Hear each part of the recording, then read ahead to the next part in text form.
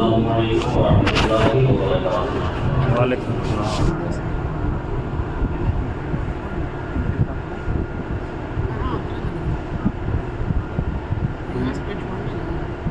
سلام کرنا سنت ہے اور جواب دینا واجب ہے، اس لیے جب بھی کوئی سلام کرے تو ہر حال میں آپ کو جواب دینا ہوگا۔ اگر جواب نہیں دیں گے تو آپ ناکار ہوں گے۔ سلام کرنے والے کا فائدہ ہوتا ہے اور اس کا کوئی بھی نقصان نہیں ہوتا ہے، لیکن اگر جواب دینے والا جس کو سلام کیا گیا اگر وہ جواب دیتا ہے تو اس کا فائدہ ہوتا ہے، اور اگر جواب نہیں دیتا ہے تو گناہ گار ہوتا ہے۔ لہذا جب بھی کوئی مومن مسلمان آپ کو سلام کرے تو اس وقت جو ہے آپ سلام کا جواب دیں، تاکہ سلام کرنے والے کو بھی فائدہ ہو اور جواب دینے والے کو بھی فائدہ ہو۔ اس لیے کہ ہم کہیں کوئی سا کام نہیں کرتے ہیں جو صرف مذہب اسلام میں رہنے والے صرف ایک شخص کا فائدہ ہو، نہیں، بلکہ جہاں ہمیں فائدہ دیتا ہے وہیں امیر کو بھی فائدہ دیتا ہے، وہیں غریب کو بھی فائدہ دیتا ہے۔ مذہب اسلام نے ہمیشہ اس چیز کا ایک قانون بنایا کہ اگر فائدہ ہوگا تو سب کو فائدہ ہوگا، اگر فائدہ نہیں تو کسی کو بھی فائدہ نہیں۔ سمجھ رہے ہیں بات؟ آج میری خطاب تقریر کے طور پہ نہیں ہوگی، بس تھوڑی دیر آپ کے سامنے میں نصیحت آمیز گفتگو کروں گا۔ اگر آپ کو اچھا لگے گا تو اس پیغام کو قبول کر لیجیے گا، اور اگر اچھا نہ لگے تو پھر ہمیں بھی کیا کر لیجیے گا، ہمیں کچھ نقصان نہیں ہے، بلکہ کوشش ہماری یہی ہوتی ہے کہ بھائی اس کا فائدہ آپ کو ہو۔ ایک مرتبہ پھر سے میں سلام کر رہا ہوں، السلام علیکم ورحمۃ اللہ وبرکاتہ۔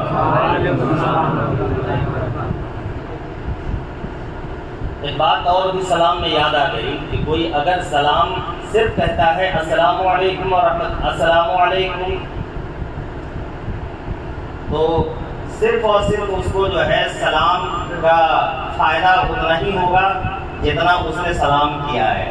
جس نے سلام کیا اس کا فائدہ وہ نہیں ہوگا، لیکن اور بڑھا کر کے اگر کوئی سلام کرتا ہے جیسے السلام علیکم ورحمۃ اللہ وبرکاتہ، تو اس میں کیا ہے کہ اللہ تعالیٰ آپ کو سلامتی دے اور اللہ کی رحمتیں ہوں اور اللہ کی برکتیں ہوں، یعنی دونوں چیزیں ہیں۔ تو آپ چاہیں تو اس کا فائدہ آپ حاصل کر سکتے ہو صرف اور صرف سلام سے ہی۔ پھر ایک سلام کر رہا ہوں، السلام علیکم ورحمۃ اللہ وبرکاتہ۔ وعلیکم السلام ورحمۃ اللہ وبرکاتہ۔ الحمد للہ نحمده ونستعینه ونستغفره ونؤمن به ونتوکل علیہ ونعوذ باللہ من شرور انفسنا ومن سیئات اعمالنا، من یهده اللہ فلا مضل له ومن یضلل فلا هادی له، ونشهد ان لا اله الا اللہ وحده لا شریک له، ونشهد ان سیدنا ومولانا محمدا عبده ورسوله، اما بعد فاعوذ باللہ من الشیطان الرجیم، بسم اللہ الرحمن الرحیم، ولا تقولوا لمن يقتل في سبيل الله اموات بل احياء ولكن لا تشعرون۔ صدق الله مولانا العظيم وصدق رسوله النبي الامين الكريم، ونحن على ذلك لمن الشاهدين والشاكرين والحمد لله رب العالمين۔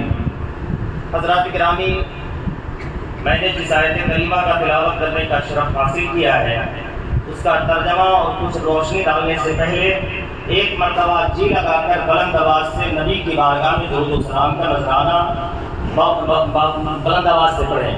اللهم صل على سيدنا وشفيعنا نبينا مولانا محمد بارك وسلم، صلوا عليه صلاة وسلام عليك يا رسول الله يا حبيب الله صلى الله تعالى عليه وسلم۔ تو آواز کھینچ رہا ہے۔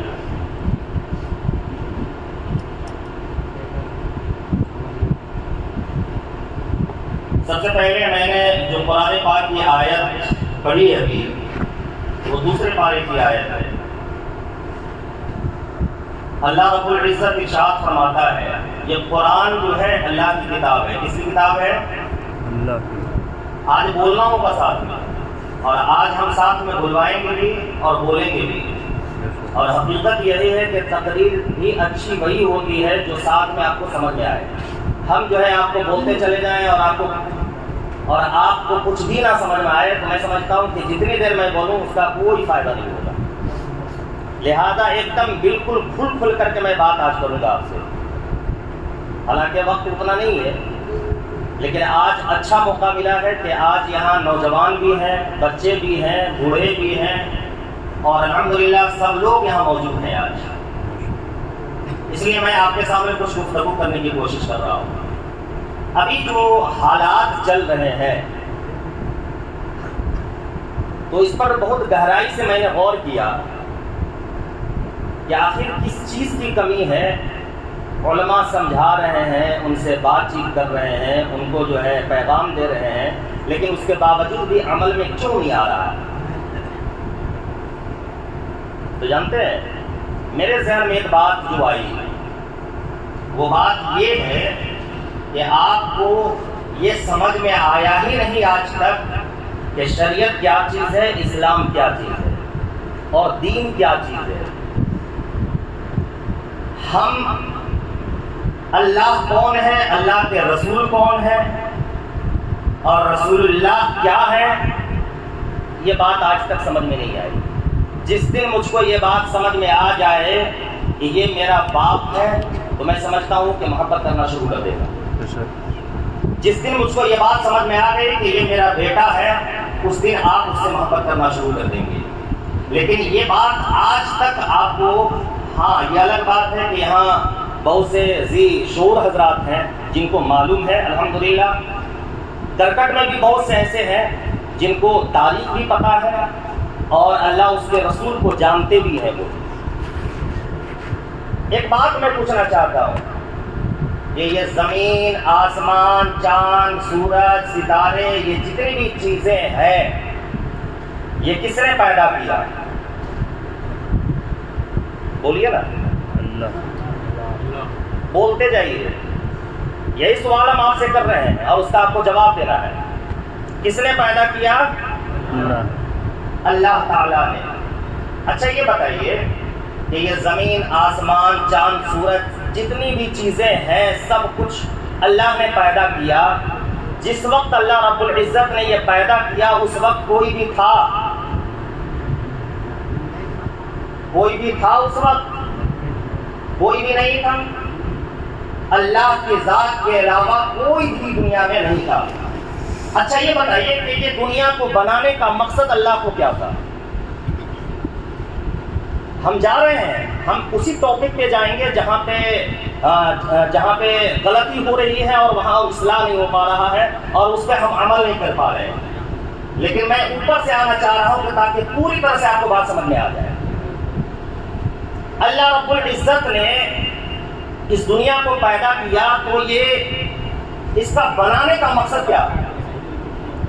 اچھا ایک بات میں پوچھنا چاہتا ہوں, مستقیم صاحب, آپ مکان بنا رہے ہیں اور آپ کا کوئی بھی نہیں ہے, نہ آپ کی اولاد ہے, نہ آپ کے ماں باپ ہیں اور نہ ہی آپ کی بیوی ہے, نہ آپ کے بال بچے ہیں, کوئی بھی آپ کا نہیں ہے اور آپ مکان بنا رہے ہیں.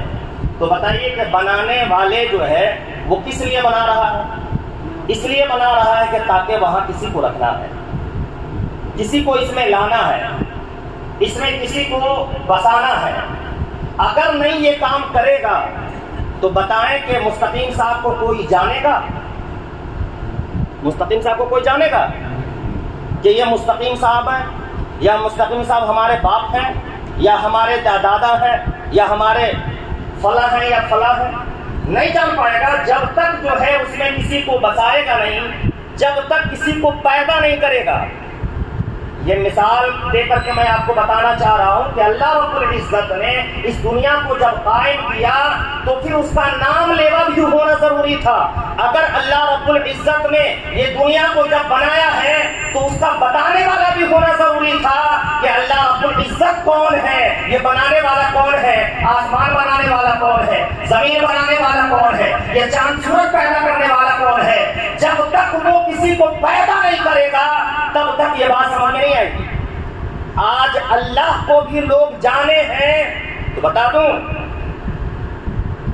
اللہ کے نبی کے بنیاد پہ، بات سمجھ میں آ رہی ہے؟ اللہ کے نبی کے، ہم لوگ جن نبی کا کلمہ پڑھتے ہیں بتا دیں کن کا کلمہ پڑھتے ہیں؟ بتائیے. آج بس ایسی گفتگو ہماری ہوگی، آپ لچھے دار وہ تقریر آپ بالکل نہیں سنیں گے اور اس سے کوئی فائدہ حاصل نہیں ہوتا ہے. اللہ رب العزت اپنے نبی کو پیدا کیا وہ اس لیے کہ تاکہ اپنی امتیوں کو، اپنے غلاموں کو یہ بتائے کہ اللہ کون ہے. سمجھ رہے ہیں؟ تو اللہ رب العزت نے اپنے نور سے اپنے نبی کو پیدا کیا.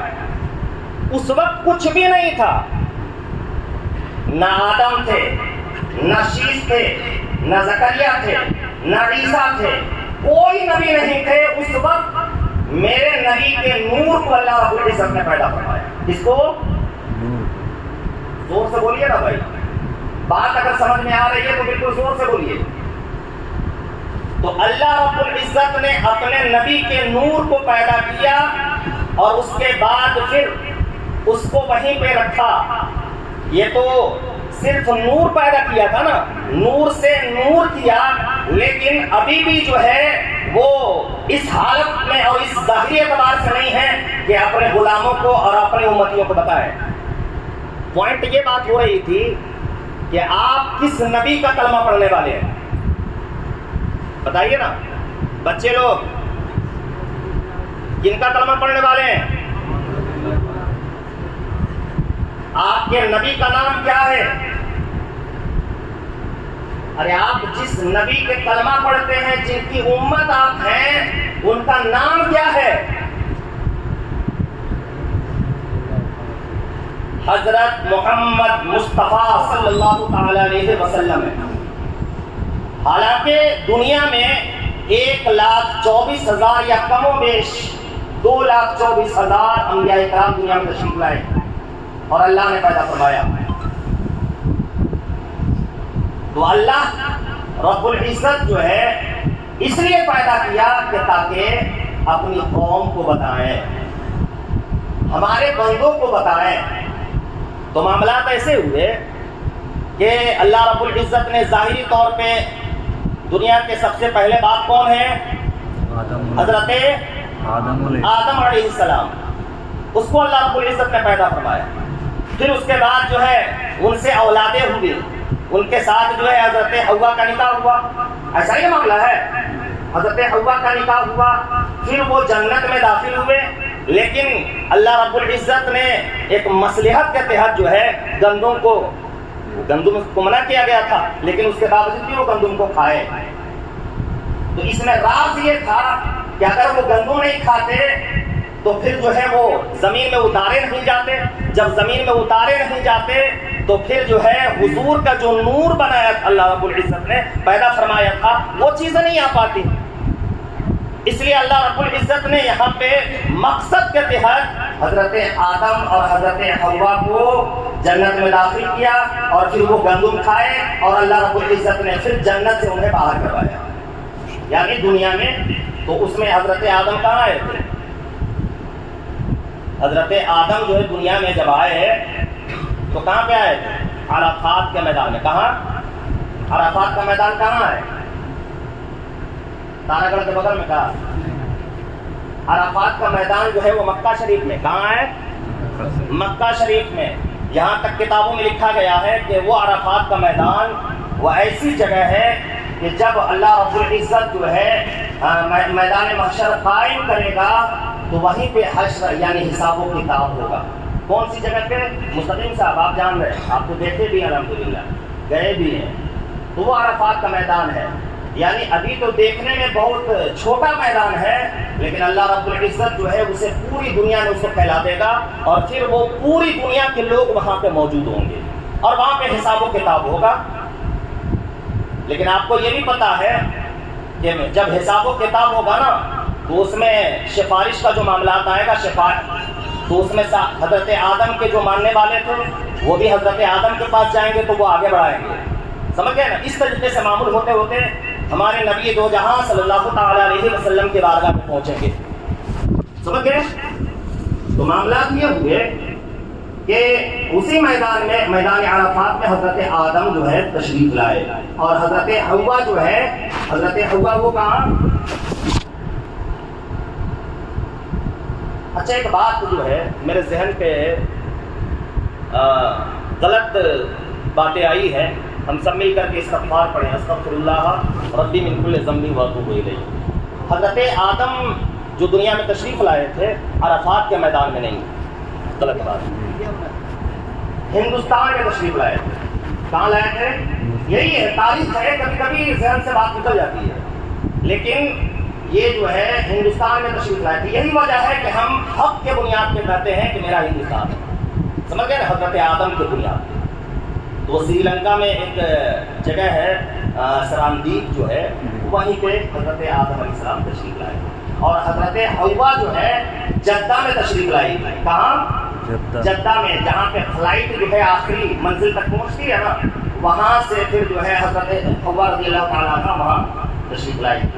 اور حضرت آدم اور حضرت حوا سے جو ملاقات ہوئی تھی وہ عرفات کے میدان. اب بات سمجھ میں آ گئی؟ حضرت آدم اور حضرت حوا کی جو ملاقات ہوئی تھی وہ عرفات کے میدان میں، یعنی حضرت آدم اور حضرت حوا نے بتا دیا کہ لوگوں یہیں پہ یہ ساری چیزیں ہوں گی، یعنی میدان محشر قائم ہوں گی، وہیں پہ حساب و کتاب ہوگا. ہم نے کیا کیا کیا ہے محرم کے موقع سے یا پھر کسی وقت بھی پوری دنیا میں آپ نے کیا کیا پیدا ہونے سے لے کر کے مرنے تک، وہ سارے حساب کتاب آپ کو وہیں ہوں گے، سارا حساب کتاب آپ کو دینا ہوگا. تو اللہ رب العزت نے حضرت آدم کے پیشانی میں اپنے محبوب کے نور کو دیا. سمجھ گئے؟ اور وہ منتقل ہوتے ہوئے کہاں تک آیا جانتے ہیں؟ کہاں تک آیا؟ حضرت عبداللہ کے پیشانی میں. حضرت عبداللہ کون ہے؟ حضرت عبداللہ کون ہے؟ حضرت عبداللہ جو ہے حضور سرور کائنات صلی اللہ تعالی علیہ وسلم کے والد گرامی ہیں، یعنی باپ ہیں، اور ان کی ماں کا نام حضرت آمنہ رضی اللہ تعالی عنہ. سمجھ گئے؟ تو اللہ رب العزت نے وہاں سے یہاں تک منتقل کرایا، یعنی منتقل ہوتے ہوتے یہاں تک پہنچا. اب آپ غور کر لیں کہ یہ انہیں سید الانبیاء کہا جاتا ہے، اول بھی ہے آخر بھی ہے. سب سے پہلے اللہ رب العزت نے اپنے نور سے اپنے محبوب کے نور کو پیدا فرمایا، اور آخری صورت میں اسی میں قرآن میں کہا هو الاول والآخر والظاہر والباطن، یعنی حضور اول بھی ہے، آخر بھی ہے، ظاہر بھی ہے، باطن بھی ہے. اگر اول ہے تو وہ باطن میں ہے یعنی چھپے ہوئے ہیں، اور آخر میں جو آئے ہیں وہ ظاہر ہے یعنی دیکھنے میں آ رہے ہیں. بات سمجھ میں آ گئی؟ تو حضور اللہ رب العزت کو سب سے زیادہ محبوب اگر دنیا میں کوئی ہے تو ہمارے نبی جناب محمد رسول اللہ صلی اللہ تعالی علیہ وسلم ہے. یعنی اس سے زیادہ محبت کرنے والا دنیا میں کوئی ہے ہی نہیں ہے. آپ بھی محبت نہیں کرتے ہیں. جہاں درود کا معاملات آتا ہے، جہاں آپ کو درود پڑھنے کا حکم ہے کہ اللہ رب العزت نے کہا کہ تم اپنے نبی پر درود پڑھو، تو وہیں اپنے بھی پڑھتا ہے. کیا ہے؟ ان اللہ و ملائکہ یا ایھا الذین آمنوا صلوا علیہ وسلم تسلیما، یعنی اس میں پورے کھل کر کے یہ باتیں آ گئی کہ ایمان والو تم اپنے نبی پر درود و سلام بھیجو. اپنے جس نبی کے آپ امت ہیں، جس نبی کا کلمہ پڑھنے والے ہیں، ساتھ میں اللہ رب العزت نے قرآن کو بھی بھیجا. اگر قرآن نہ ہوتا نا تو ہم بھٹک جاتے.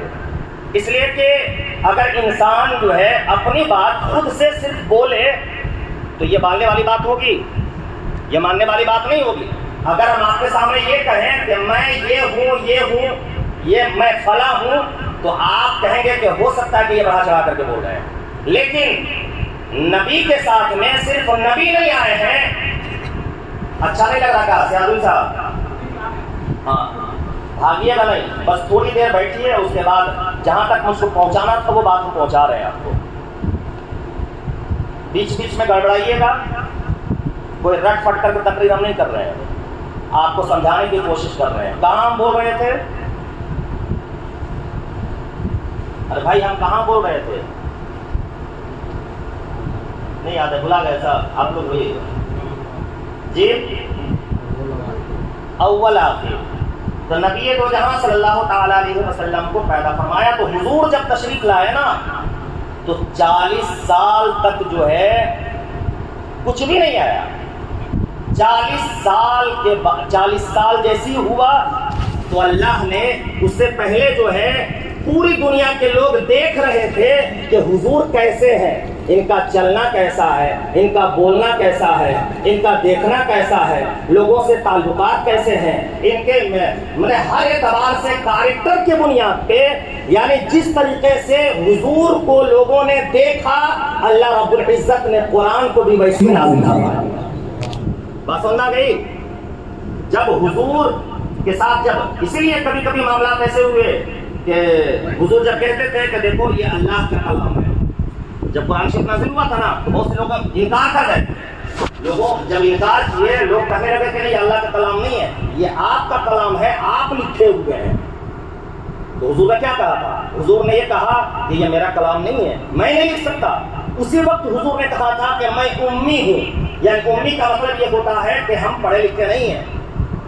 یعنی اس سے پہلے کا جو معاملہ تھا حضور اپنے آپ کو, اب اسی کو کوئی جو حضور کو اپنے جیسا کہتا ہے یا آج کے نجدی وہابی جو ہیں وہ اسی پوائنٹ کو پکڑتے ہیں کہ حضور نے تو خود کہا ہے کہ میں امی ہوں, تو میں آپ کے سامنے کیا کہوں کہ میں عالم ہوں, میں حافظ و قاری ہوں, میں آپ کے سامنے نہیں. ان کا یہ معاملات جو تھا وہ ایسے اس بنیاد پہ تھا کہ جب لوگ اعتراض کر رہے تھے کہ نہیں یہ آپ کا کلام ہے, تو اس وقت حضور نے کہا کہ یہ میرا کلام نہیں ہے, یہ اللہ کا کلام ہے, میں تو کچھ جانتا ہی نہیں ہوں. بات سمجھ آ رہی ہے؟ تو اللہ رب العزت نے قرآن کو بھی نازل فرمایا اور اپنے نبی کو بھی بھیجا. اب اس کے بعد جب قرآن جب پڑھنے لگیں گے نا, اسی قرآن میں تو آیا ہے وَلَا تَقُولُوا لِمَنْ يُقْتَلُ فِي سَبِيلِ اللَّهِ أَمْوَاتٌ بَلْ أَحْيَاءٌ وَلَكِنْ لَا تَشْعُرُونَ. وہ لوگ جو اللہ کی راہ میں قتل ہو جائیں, جو اللہ کی راہ میں شہید ہو جائیں, انہیں مردہ مت کہو. اب پوائنٹ والی بات پہ آ رہے ہیں, سمجھ گئے نا؟ تو حضور کے تعلق سے جو ہے وہ قرآن میں پوری طرح سے, اگر پوری کتاب کو آپ جب کھولیں گے نا قرآن کو, آج ہم قرآن کو کب یوز کرتے ہیں؟ 4 اور 40 میں اور سالانہ میں. جب کسی کا انتقال ہو جاتا ہے تب ہم جا کر کے ثواب کی نیت سے کھولتے ہیں. ثواب تو قرآن پڑھنے سے ملتا ہے, دیکھنے سے بھی ملتا ہے, چھونے سے بھی ملتا ہے, لیکن قرآن نازل کس لیے ہوا تھا؟ وہ اس لیے ہوا تھا کہ قرآن کو پڑھو تاکہ ہدایت پا جاؤ. آپ سن رہی ہے نا؟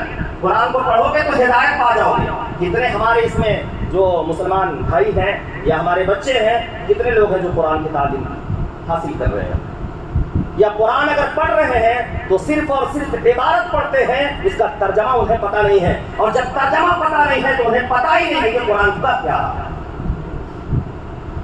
یہی وجہ ہے کہ حضور کو بھی جان نہیں رہا ہے کہ اللہ رب العزت نے حضور کے شان میں, یعنی حضور ہے کیا چیز, یہ قرآن میں لکھا ہوا ہے. سمجھ گئے؟ اب معاملہ یہ ہوا کہ جب قرآن ہی نہیں پڑھتے ہیں تو حضور کو کیسے جانیں گے؟ بات سمجھ میں آ رہی ہے؟ لیکن ظاہری اعتبار سے قرآن اگر آپ پڑھ رہے ہوں یا پھر سننے کے اعتبار سے آپ کو پتا چل گیا کہ قرآن حضور کے شان میں کیا کہہ رہا ہے, سمجھ گئے؟ لیکن ظاہری اعتبار سے جس نبی کا آپ غلام ہیں, جس نبی کی امت ہے, جس نبی کا کلمہ پڑھنے والے ہیں, ویسے ہی آپ پڑھ رہے ہیں, زبانی پڑھ رہے ہیں, آپ زبانی مان رہے ہیں. کوئی آپ کو کہہ دے کہ ہاں میرا آپ غلام ہو جائیے, تو کیا آپ غلام ہو جائیں گے آپ؟ نہیں.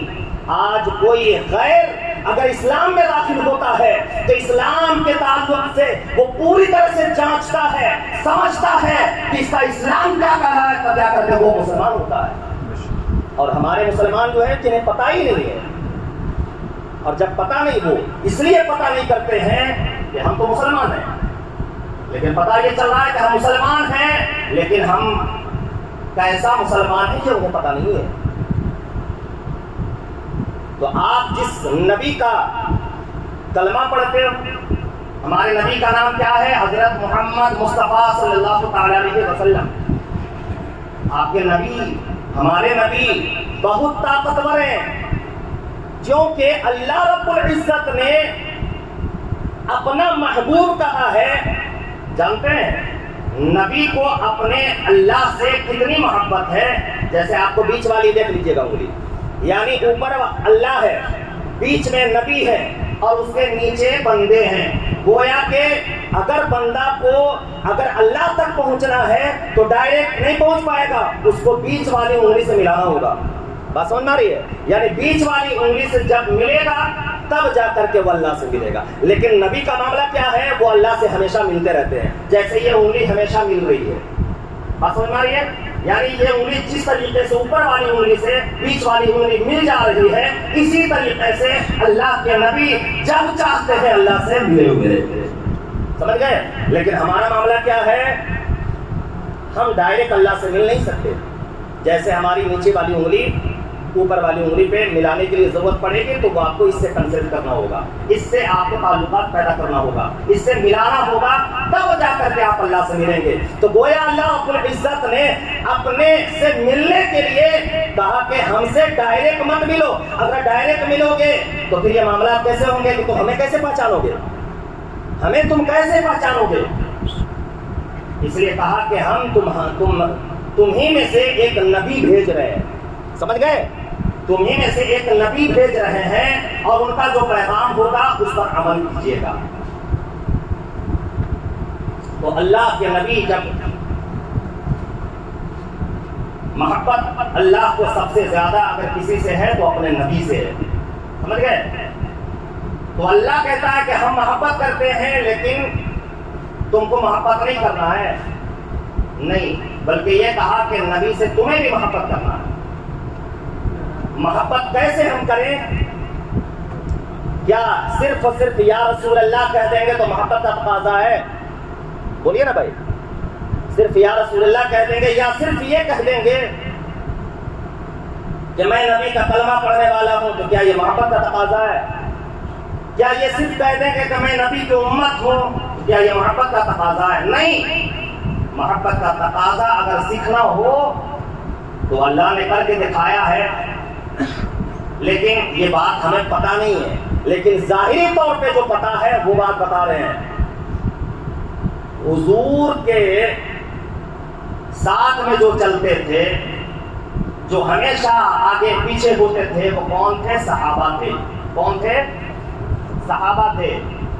صحابہ کرام حضور سے کیسی محبت کرتے تھے آپ کو اس سے اندازہ لگانا چاہیے. ہم محبت کرتے ہیں، صرف کہنے والے محبت ہیں، لیکن جب معاملات حضور کے شان میں گستاخیاں ہو رہی ہیں، لوگ کر رہے ہیں، لیکن ہمیں کوئی مطلب نہیں ہے. لیکن حضرت عمر فاروق رضی اللہ تعالیٰ عنہ کا معاملہ کیا تھا کہ جب آپ ایمان میں داخل نہیں ہوئے تھے تو جانتے ان کا پلان کیا تھا؟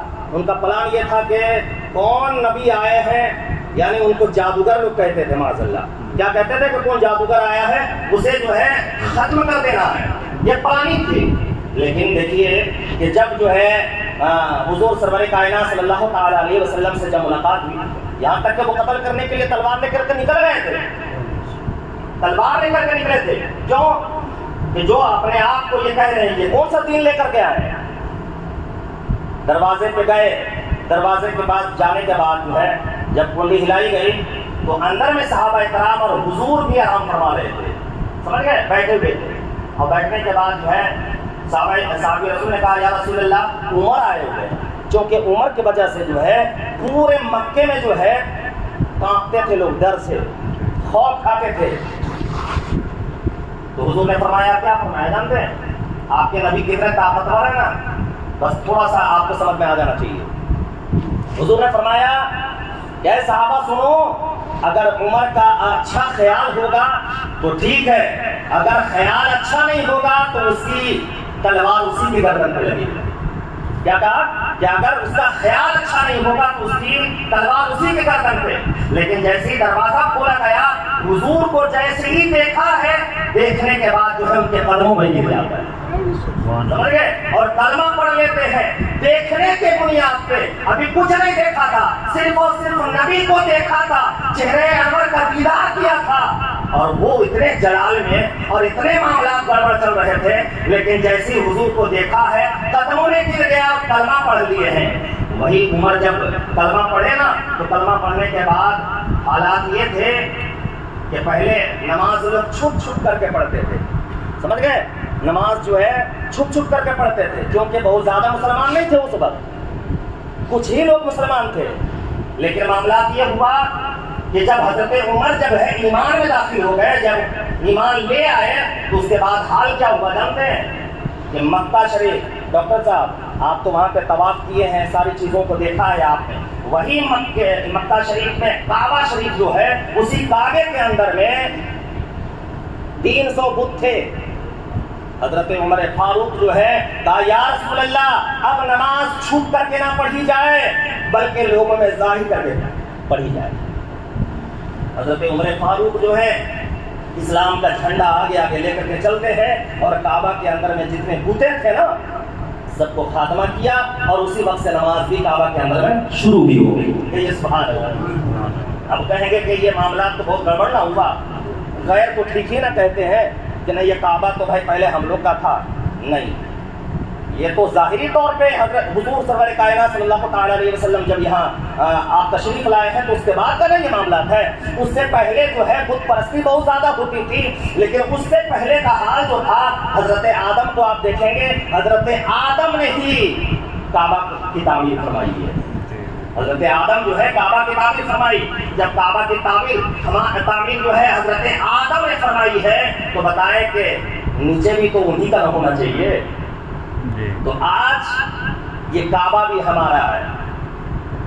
حضرت عمر کے تعلق سے اللہ کے رسول فرماتے ہیں کہ اگر میرے بعد کوئی اگر نبی ہوتا, حالانکہ ہمارے نبی جناب محمد رسول اللہ صلی اللہ تعالی علیہ وسلم آخری نبی ہیں. جب قرآن نے کہا نا ما کان محمد ابا احد من رجالکم ولکن رسول اللہ و خاتم النبیین, یعنی نبی جو ہے وہ آخری ہے, ان کے بعد کوئی بھی نبی آنے والا نہیں. سمجھ گئے؟ تو جب حضور سرور کائنات صلی اللہ تعالی علیہ وسلم آخری نبی ہیں, ان کے بعد کوئی بھی آنے والا نہیں, تو یہ صحابہ جو ہے حضور سے کیسی محبت کرتے تھے. اگر آپ کو یہ کہا جائے کہ آپ حضور سے کیسی محبت کریں تو آپ ہی کہیں گے کہ کیسے کیا جائے. تو ہمیں وہ سیکھنا ہے کہ حضور سے صحابہ کیسے محبت کیے تھے, کیسے محبت کیے تھے. جانتے ہیں محبت کیا تھی ان کی؟ آپ غور کر لیجیے گا کہ صحابہ کرام جب حضور سرور کائنات صلی اللہ تعالی علیہ وسلم وضو فرماتے, جب وضو کرتے تھے نا تو وضو کا پانی جو ہے وہ زمین میں گرتا نہیں تھا. سمجھ میں آئی؟ حضور جو وضو فرماتے تھے وہ ایک قطرہ بھی زمین میں پانی نہیں گرتا تھا. تو وہ پانی ہوتا کیا تھا؟ تو پتہ یہ چلتا تھا کہ صحابہ کرام رضوان اللہ تعالی علیہم اجمعین جو ہے وہ اپنے ہتھیلی میں چھان لیا کرتے تھے, اور اس کو پھینکتے نہیں تھے بلکہ اپنے چہرے میں مل لیا کرتے تھے اور اپنے سروں میں ڈال لیا کرتے تھے. یہاں پہ سبحان اللہ کہنے کا نہیں ہے. سبحان اللہ. اور بتائیں حضور سرور کائنات صلی اللہ تعالی علیہ وسلم جب حجام کے پاس بال بنواتے تھے نا تو وہ بال جو ہے زمین میں گرتا نہیں تھا. وہ سب بال کہاں گرتا تھا؟ بلکہ صحابہ کرام جو ہے اپنے دامن میں لے لیا کرتے تھے. سمجھ گئے؟ وہ اپنے دامن میں لے لیا کرتے تھے, اور دامن میں لے کر کے اس کو کیا کرتے کہ اپنے گھروں میں جو شیشی ہوتی تھی اس شیشی میں ڈال کر کے تبرک کے لیے اپنے گھر میں رکھ لیا کرتے. وہی اب عمر فاروق ہیں کہ جو حضور کے شان میں گستاخی کرتے تھے, حضور کو قتل کرنے کا پیغام بنا رہے تھے, لیکن جب ایمان میں داخل ہو گئے نا تو عمر فاروق نے کیا کہا تھا, اس کو جواب میں سنیے گا. حضرت عمر فاروق نے کہا کہ اے لوگوں سنو, جب میں اسلام میں داخل نہیں تھا, جب ایمان نہیں لایا تھا تو میں اسلام کو جان نہیں پا رہا تھا, لیکن جب اسلام میں داخل ہو گیا تو سن لو, حضور کے شان میں اگر کوئی گستاخی کرے گا تو یہ میری تلوار ہے. کیا کہا تھا؟ یہ میری تلوار ہے اگر حضور کو کوئی گستاخی کر دیا تو. سمجھ گئے؟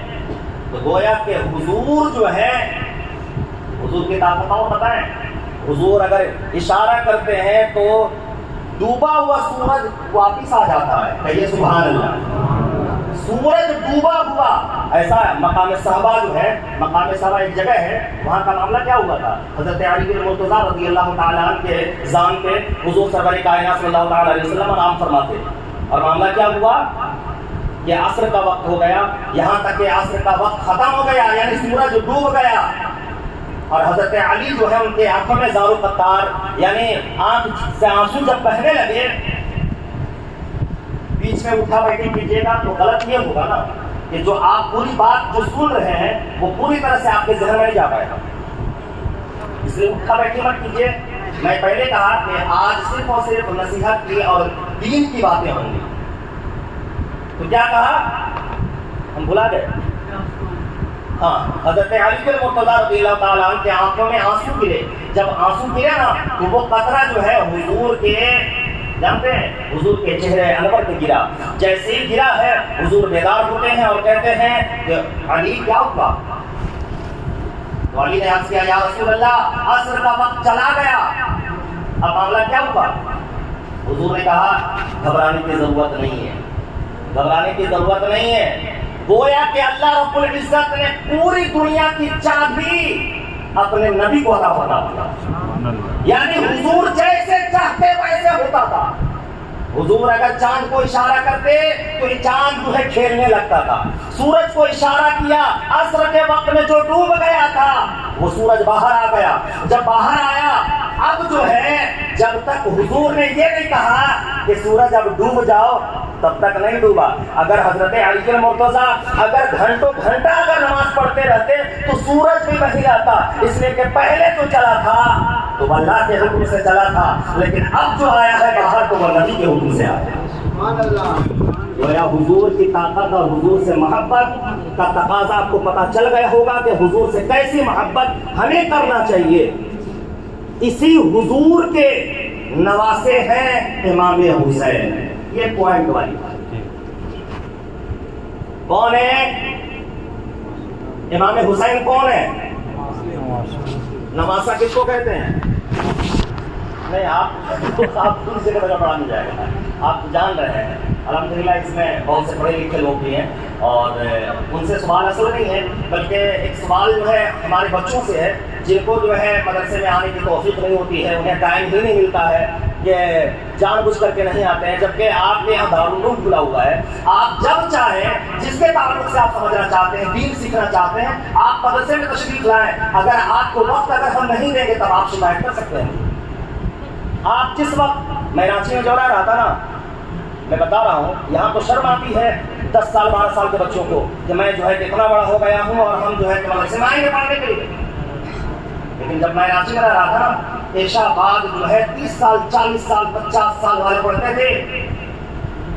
اشارہ کر کے بتا دے رہا ہوں میں, جس وقت رانچی سے لینے کے لیے مجھ کو جب یہاں مدرسے میں آئے تھے نا, وہ سارے لوگ محبت کی بنیاد پہ آئے ہوئے تھے, کیونکہ وہ ہمارے شاگردوں میں بھی تھے, کیونکہ انہیں جو ہے قرآن پڑھنا جانتے ہی نہیں تھے, اردو پڑھنا نہیں جانتے تھے, دین جو ہے دین کے بارے میں انہیں پتہ ہی نہیں تھا. لیکن عشاء بعد بیٹھا کر کے وہ لوگوں کو قرآن کی تعلیم بھی دیا ہے, اور قرآن ایسا پڑھتے تھے الحمدللہ جیسے ہمارے مدرسے میں بچے قرآن پڑھتے. تو ہمیں بھی ضرورت ہے, یہ دین ایسا نہیں ہے کہ صرف اور صرف بچوں کو بتایا جائے, نہیں, بلکہ اگر جن کو جانکاری نہیں ہے, بڑھاپے کا عالم ہو گیا ہے, اور اگر چاہتے ہیں کہ ہم دین سیکھیں, یہ دین ہے کیا چیز, تو الحمدللہ آپ کے یہاں دارالعلوم موجود ہے. یہ تو خوشخبری کی بات ہے اور یہ خوش نصیبی کی بات ہے کہ بہت سی جگہوں پہ ابھی محمد صفی اللہ صاحب نے سنا نا کہ وہاں نہ کوئی عالم ہے, نہ کوئی مولوی ہے, وہاں کوئی بتانے والا نہیں ہے, وہاں کوئی بھی نہیں ہے, لیکن آپ کے یہاں الحمدللہ دارالعلوم بھی چل رہا ہے. آپ کو یہاں چاہیں تو جب چاہیں آپ سیکھ سکتے ہیں. میں عرض کر رہا تھا کہ امام حسین رضی اللہ تعالیٰ عنہ کون ہے؟ عبد المبین صاحب, امام حسین جو ہے حضور کے کون ہیں؟ بولیے کوئی دقت نہیں ہے, آج یہی سیکھنا ہے ہم لوگ کو. ناتی ہے کون؟ نواسا بولیں گے بہت سے لوگوں کو نہیں معلوم ہوگا. ناتی سمجھ رہے کہ نہیں؟ حضور سے کیسی محبت کرنا ہے اللہ نے بتایا ہے, حضور سے کیسی محبت کرنا ہے صحابہ نے بتایا ہے. حضور کا ہم کلمہ پڑھتے ہیں, وہ اتنے طاقتور نبی ہیں جن کو اللہ رب العزت نے پوری دنیا کی چابی انہیں عطا فرمائی ہے، انہیں کے نواسا ہے کون؟ انہی کے ناتی ہیں امام حسین۔ بات سمجھ آ رہی ہے ارمان؟ بات سمجھ آ رہی ہے؟ امام حسین رضی اللہ تعالیٰ عنہ کون ہے؟ ارے بولیے نا بھائی، جب نہیں بولیے گا تو کیسے آپ کو بات سمجھ آئے گی، یا ہمیں بھی بات کیسے سمجھ آئے گی کہ آپ جان رہے ہیں؟ امام حسین رضی اللہ تعالیٰ عنہ حضور کے ناتی ہیں۔ کون ہے؟ پیچھے والے بابو کون ہے؟ ناتی ہیں۔ ان کے والد کا نام کیا ہے؟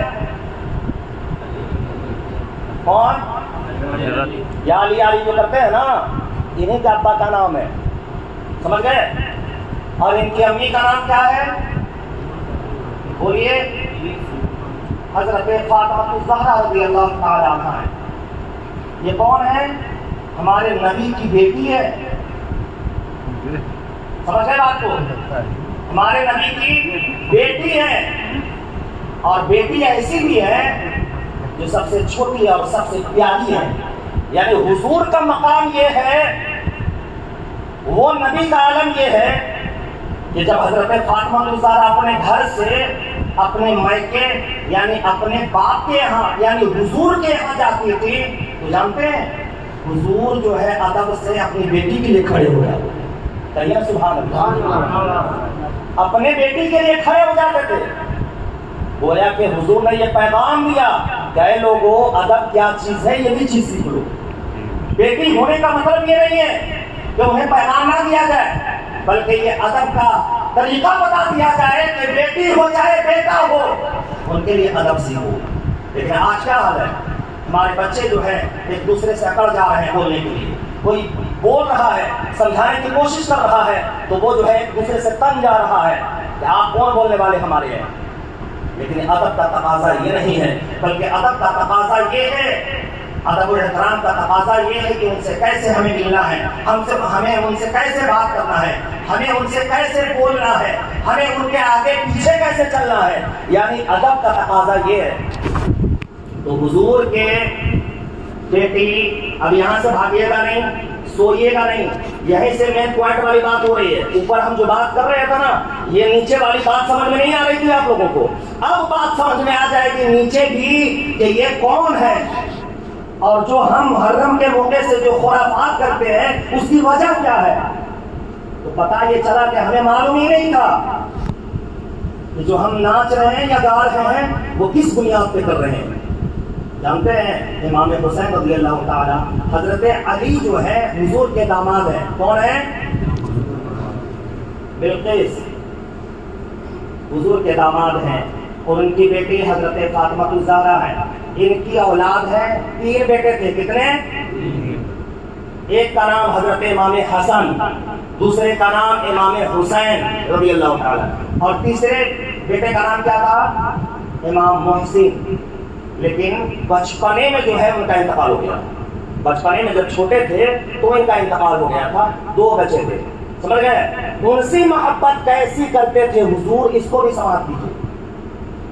اگر یہ بات آپ کو نہیں بتائیں گے، اب تو یہاں والی بات کیسے محبت کرنا ہے یہ تو بھائی اپنی اولاد سے بھی آپ لے سکتے ہیں، باپ اپنے بیٹے سے کیسے محبت کرتا ہے اس کو بھی آپ دیکھ سکتے ہیں۔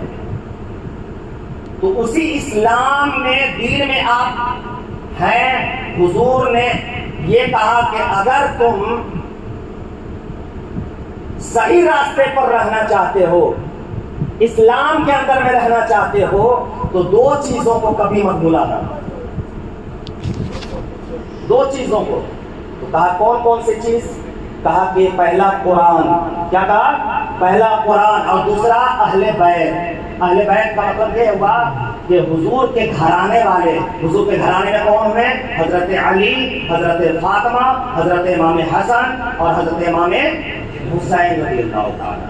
کہا کہ انہیں پکڑے ہوئے رہنا ہے، اگر ان کے نقش قدم پر چلو گے تو کبھی بھی بھٹکو گے نہیں، غیر نہیں ہوگے بلکہ مسلم اور ایمان والا نہ ہوگے۔ سبحان اللہ، سمجھ رہے ہیں نا؟ تو معاملات یہ ہوئے کہ امام حسین رضی اللہ تعالیٰ عنہ سے محبت حضور کیسے کرتے تھے، یہاں تک کہ آج نماز کا جب معاملات آتا ہے آپ نے سنا ہوگا کہ جب حضور جو ہے نماز کی حالت میں تھے، سجدے کے عالم میں، تو امام حسین رضی اللہ تعالیٰ عنہ کے پشت مبارک ٹھیک ہے نہیں تھے؟ یہ واقعہ سنے کہ نہیں سنے؟ لیکن آپ بتائیں کہ ہم لوگ جو تسبیح پڑھتے ہیں تو کئی مرتبہ پڑھتے ہیں؟ 3 مرتبہ نہ 5 مرتبہ نہ 7 مرتبہ. اور آپ بھی جو ہے حضور سرور کائنات صلی اللہ تعالیٰ علیہ وسلم بھی اتنی مرتبہ پڑھا کرتے تھے. لیکن جب امام حسین رضی اللہ تعالیٰ عنہ آپ کے پشت مبارک میں جب آتے ہیں تو آنے کے بعد حال یہ ہوتا ہے کہ آپ کتابوں میں یہ تذکرہ ہے کہ امام حسین رضی اللہ تعالیٰ عنہ جب تک پشت مبارک میں رہے آپ 72 مرتبہ پڑھے تھے. کہیے سبحان اللہ. 72 مرتبہ. گویا کہ جب تک امام حسین جو ہے پشت مبارک سے یعنی پیٹھ سے نہیں اترے، حضور بھی اپنے سجدے کو طویل کرتے رہے، یعنی لمبا کرتے رہے.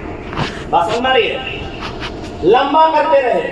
گویا کہ حضور جو ہے نماز کی حالت میں ہے اور یاد کر رہے ہیں نواسا کو، ناتی کو، یعنی محبت کتنی ہے، لیکن ایک پیغام دے رہے ہیں. حضور نے 72 مرتبہ تسبیح جو پڑھی تھی اس کی وجہ کیا تھی؟ گویا حضور جو ہے نماز کے حالت میں 72 مرتبہ تسبیح پڑھ کر کے اپنے نواسے، اپنے ناتی کو یہ پیغام دیا تھا کہ بیٹے حسین آج تیرے وجہ سے میں 72 مرتبہ پڑھ رہا ہوں، لیکن یاد رکھنا کہ میدان کرب و بلا میں ہماری عزت کو بچانا، ہمارے دین کا خیال رکھنا، وہاں بھی 72 ہی لوگ ہو. بات سمجھ رہی ہے؟ تو معاملات یہ ہوا کہ آپ کے شریعت میں یہ ساری باتیں لکھی ہوئی ہیں، جتنے بھی ناجائز، جتنے بھی حرام ہیں، یہ قرآن میں یہ ساری باتیں لکھی ہوئی ہے. اگر قرآن پڑھیں گے نا تو آپ کو یہ بات سمجھ میں آ جائے گی کہ شراب حرام ہے کہ حلال. سمجھ گئے؟ جوا کھیلنا حرام ہے کہ حلال. یہ ساری چیز جو ہے آپ کو قرآن میں تذکرہ ہے. اگر پڑھ کے بتائیں گے. اب آپ خنزیر کو کیسے حرام کہتے ہیں؟ کیسے جانے کہ خنزیر حرام ہے؟ کیا آپ کو صرف اور صرف علماء نے بتایا اسی بنیاد پہ؟ نہیں، بلکہ قرآن نے یہ باتیں کہی ہے، تب جا کر کے آپ جو ہے اس بات کو سمجھ رہے ہیں کہ خنزیر جو ہے وہ حرام ہے. سمجھ رہے ہیں؟ تو شریعت میں آپ کو یہ ساری باتیں قرآن میں کھل کر کے یہ باتیں کہہ دی گئی کہ یہ حرام ہے، یہ حرام ہے، یہ حرام ہے، یہ حرام ہے. یعنی جب بھی کہیں آدمی جو ہے جاتا ہے تو بورڈ بڑا بڑا لگا دیا جاتا ہے کہ یہ حرام ہے، یہ حرام ہے، یہ حرام ہے. سمجھ رہے ہیں نا؟ حلال کرنے کے لیے اب جیسے ہم قرآن پڑھنا شروع کر دیں گے تو بھائی یہ سب تو اضافہ ہوا. اب جیسے سلام پڑھنا شروع کر دیں گے تو یہ سب اضافہ ہوا. تو یہ سب بورڈ نہیں لگایا ہوا ہوتا ہے، بلکہ جو چیز جو ہے یعنی راستہ آپ کو ادھر جانا ہے کدھر جانا ہے تو یہ بورڈ لگا کر کے آپ کو کلیئر کر دیا گیا کہ ادھر نہیں جانا ہے بلکہ ادھر جانا ہے.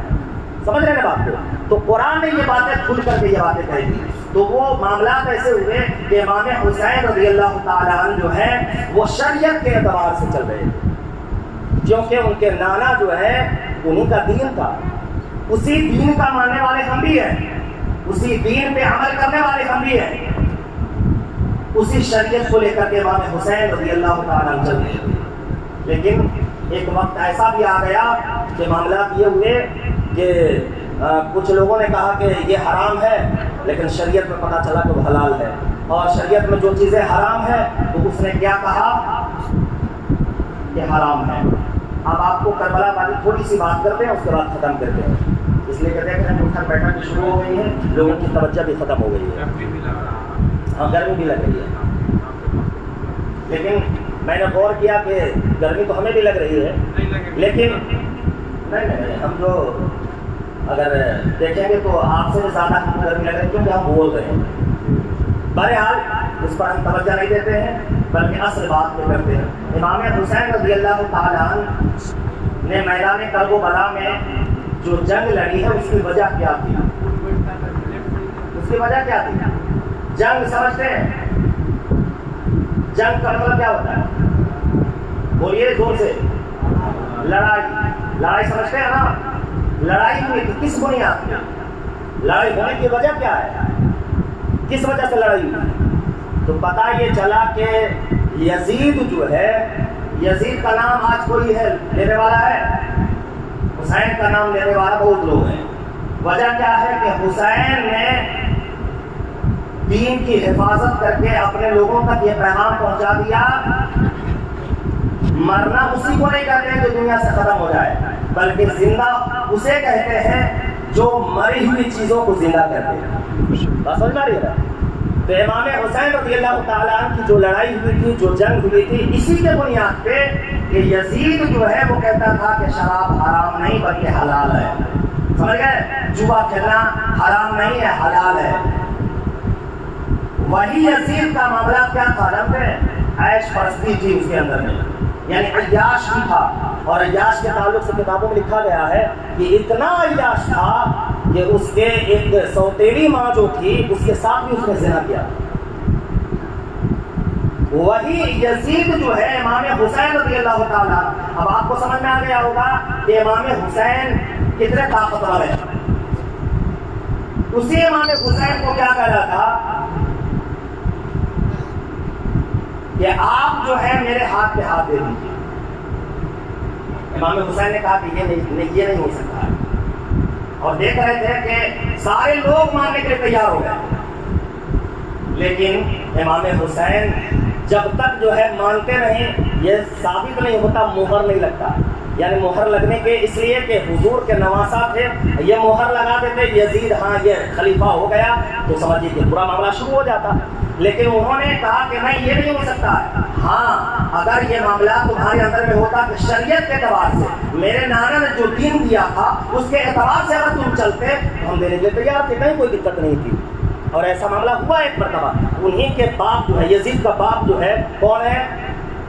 حضرت امیر معاویہ رضی اللہ تعالیٰ، صحابی رسول ہیں۔ یہ صحابی رسول کا بیٹا اتنا نالائق نکلا، اتنا بدماش نکلا کہ حضور کے خاندان والوں کو بھی نہیں پہچانا تھا۔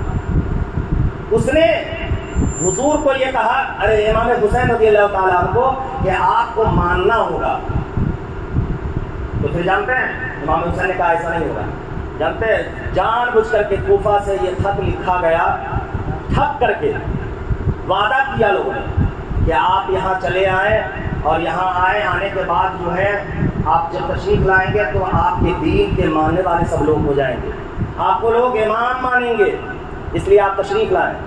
جانتے ہیں ایک ایک خط نہیں لکھا گیا تھا، بلکہ ایک مرتبہ 56 خط جو ہے بھیجا گیا کوفہ کے سرزمین سے، یزیدیوں نے بھیجا تھا ٹھپ کر کے بلانے کی بنیاد پہ کہ امام حسین اب ایسے نہیں آنے والے ہیں، بلکہ انہیں ٹھپ کر کے بلایا جائے، دھوکہ دے کر کے بلایا جائے۔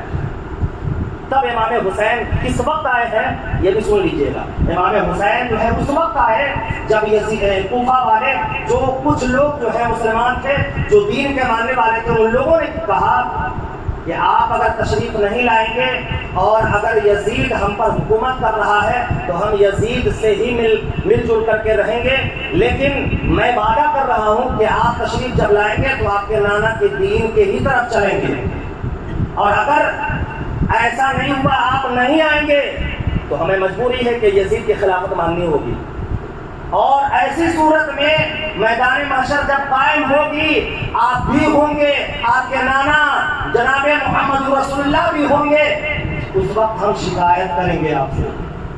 تب جا کر کے امام حسین رضی اللہ تعالیٰ مدینہ شریف سے جو ہے وہ آپ یہاں مکہ شریف آئے، مکہ شریف سے جو ہے کہ پھر میدان کربلا میں تشریف لائے۔ لیکن ان لوگوں کا پلان یہ تھا، کیا پلان تھا کہ اگر یہ مان لیتے ہیں ہم جو کہہ رہے ہیں تو ٹھیک ہے، اگر نہیں مانتے ہیں تو انہیں قتل کر دینا ہے، انہیں ختم کر دینا ہے۔ جب ان کو ختم کریں گے تب جا کر کے معاملہ پھر ہم جیسے چاہیں گے ویسے کریں گے۔ تو ان لوگوں نے یہ پلاننگ بنائی۔ امام حسین جب کربلا میں پہنچنے کے بعد جو ہے جب دیکھا کہ لوگوں نے اس طریقے سے ہمارے ساتھ معاملات گڑبڑ کیے، امام حسین نے کیا کہا، کیسا ہے، میں لڑنے کے لیے تم لوگوں سے نہیں آیا ہوں، میں یہاں لڑائی کرنے کے لیے نہیں آیا ہوں، اگر لڑائی کرنے کے لیے آتا تو میں اپنے بچوں کے ساتھ نہیں آتا، بلکہ آپ لوگوں کے بلانے کی بنیاد پہ ہم یہاں پہ آئے ہیں۔ اگر آپ لوگ میرے نانا کے دین پہ اگر چلنا چاہتے ہیں تو ٹھیک ہے، ورنہ ہمیں واپس جانے دیجیے۔ جانتے ہیں انہوں نے کیا کہا کہ ہمیں واپس ہونے دیجیے، یا پھر ہمیں جو ہے جانے دیجیے۔ کہا کہ ایسا نہیں ہوگا، آپ کو یہ ماننا ہوگا، یعنی ایسی نوبت آ گئی کہ یا تو ماننا ہوگا ورنہ اپنی جان کو گنوانا ہوگا۔ ایسی صورت میں امام حسین رضی اللہ تعالیٰ نے کہا کہ اب یہ صورت آ گئی ہے کہ اب تو جو ہے نانا کی دین کی حفاظت کرنا ہوگا۔ اگر ایسا نہیں ہوا تو سارے لوگ جو ہے جو نانا کی امتی ہیں، جو کلمہ پڑھنے والے ہیں، اگر ہم شرابی کے ہاتھ پہ سپورٹ کر دیتے ہیں، یہ زناکاری کے ہاتھ پہ سپورٹ کر دیتے ہیں، تو ہمارے نانا کے جتنے کلمہ پڑھنے والے ہیں وہ سارے لوگ بھی سپورٹ کرنا شروع کر دیں گے۔ سننا یہ نہیں تو انہوں نے کہا کہ ایک راستہ اختیار کرنا ہوگا، وہ راستہ یہ ہے کہ یہ لوگ جانے ہمیں نہیں دے رہے ہیں، اب یہاں سے ہمیں جو ہے اب ایسی صورت اپنانی ہوگی، یا تو جان جانے والی بات ہوگی یا تو پھر جو ہے معاملات بچانے والی بات ہوگی۔ تب جا کر کے جنگ شروع ہوئی، سمجھ گئے؟ اور جب جنگ شروع ہوئی تو جنگ ہونے کے بعد جو ہے، اچھا یہ بتائیے کہ اگر آج جو تلوار کھیلنے کی بات آتی ہے، جو کھیل تماشا کی جو بات آتی ہے نا، اس معاملات میں ہمارے بچے بہت کمزور ہیں، نہ ہم سیکھنا چاہتے ہیں۔ لیکن آپ بتائیں کہ اس وقت جو ہے اس زمانے میں ہمیشہ میان میں تلوار لے کر کے لوگ چلتے تھے، مسافر، یعنی جب بھی سفر کرتے تھے تو میان میں تلوار لے کر کے چلتے تھے۔ یہی وجہ ہے کہ امام حسین رضی اللہ تعالیٰ عنہ کے میان میں تلوار تھی، اور اس کے بعد جو ہے اس کو لے کر کے گئے، اور معاملہ یہ ہوا کہ ایک ایک کر کے ان میں حضرت امام حسین کے جو ہے بڑے بیٹے کون؟ حضرت علی اکبر رضی اللہ تعالیٰ عنہ۔ کتنے بڑے تھے جانتے ہیں؟ کتنے سال کے تھے؟ 18 سال کے تھے، نوجوان بیٹا، ان کو جو ہے قربان کیا۔ یہاں تک کہ چھوٹے بیٹے علی اصغر، یہ 6 ماہ کے بچہ ہے، ان کو بھی قربان کیا۔ یہاں تک کہ جو ہے کہ اپنے بھتیجا امام حسن رضی اللہ تعالیٰ عنہ کے ایک بیٹے تھے حضرت قاسم رضی اللہ تعالیٰ، ان کو بھی قربان کیا۔ یہاں تک کہ حضرت حور بھی قربان ہوئے۔ یہاں تک کہ سارے لوگوں کو قربان کر دیا۔ کس بنیاد پہ؟ کس بنیاد پہ؟ اس لیے کہ اپنے نانا کے دین کی حفاظت ہو سکے۔ اگر آج ہم اپنی گردن کو نہیں کٹائیں گے تو سارے معاملات گڑبڑ ہوں گے، اور اس کے بعد ہمارے نانا کے جتنے بھی کلمہ پڑھنے والے ہوں گے وہ سارے کے سارے شرابی اور غلط راہ کی طرف چلیں گے۔ اس لیے انہوں نے روکا۔ اب امام حسین کی بھی شہادت ہو گئی۔ اب یہ بتائیے کہ یہاں تک جو ہے کہیں ڈھول تاشا باجا گاجا ہے؟ بتائیں آپ، کہیں ہے؟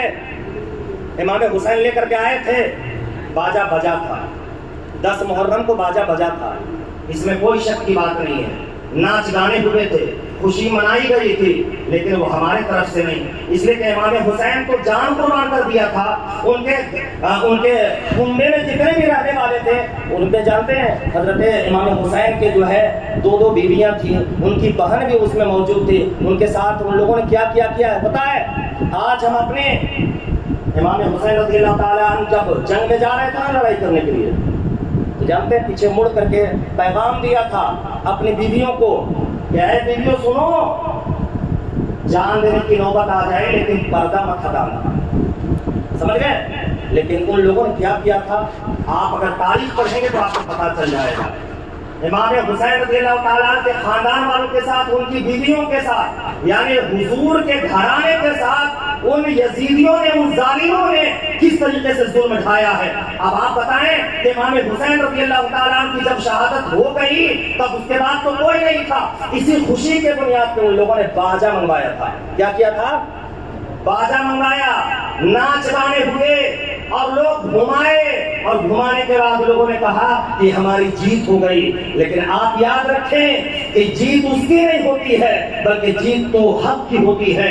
حق اور باطل کی ہی لڑائی کے بنیاد پہ امام حسین شہید ہوئے۔ اب آپ بتائیں کہ امام حسین کا ہم ماننے والے ہیں یا یزید کا ماننے والے ہیں؟ ارے بولیے نا بھائی، بھلا گئے سب؟ امام حسین کے ماننے والے ہیں یا یزید کا ماننے والے ہیں؟ میں تو حسین کا ماننے والا ہوں۔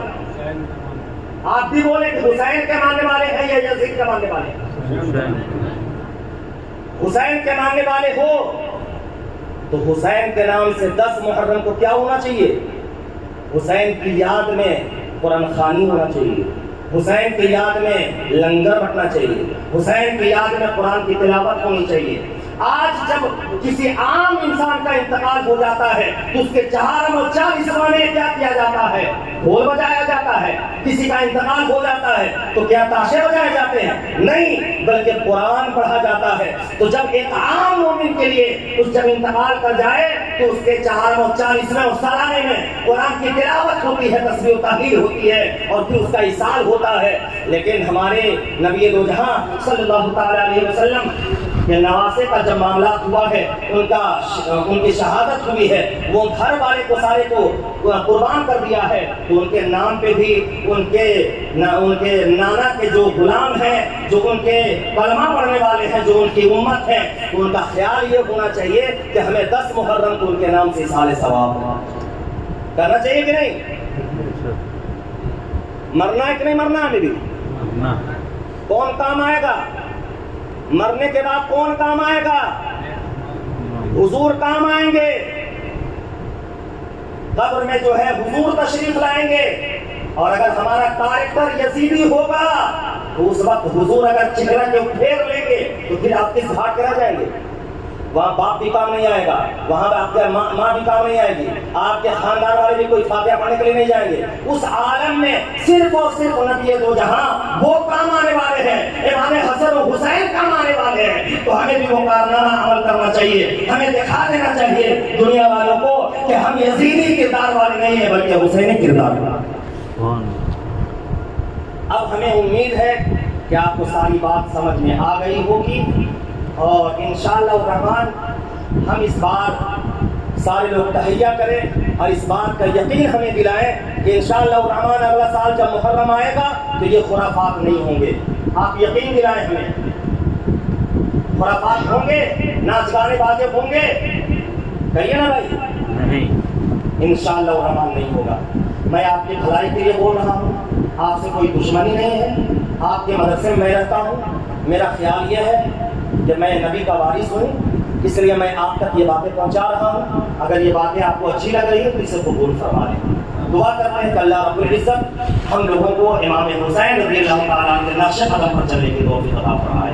ہم سبوں کو صراط مستقیم پر چلنے کی توفیق عطا فرمائے. ہم سب مل کر استغفار پڑھیں بڑے بلند آواز سے. استغفر اللہ ربی من کل ذنب واتوب الیہ. بلند آواز سے کلمہ طیب پڑھ لیجیے، لا الہ الا اللہ محمد رسول اللہ. کھڑے ہو جائیے نبی کی بارگاہ میں درود و سلام. یا نبی سلام علیکہ، یا رسول سلام علیکہ، یا حبیب سلام علیکہ، صلوات اللہ علیکہ. حبیبی یا رسول اللہ، صدقہ دو قلب و بلا کا، صدقہ دو غوث الورا کا، صدقہ دو خواجہ پیا کا، صدقہ دو کل اولیاء کا. یا نبی سلام علیکہ، یا رسول سلام علیکہ، یا حبیب سلام علیکہ، صلوات اللہ علیکہ. السلام علیکم یا رسول اللہ، السلام علیکم یا حبیب اللہ، السلام علیکم یا نبی اللہ، السلام علیکم جناب محمد رسول اللہ صلی اللہ علیہ وسلم. بیٹھ جائیے.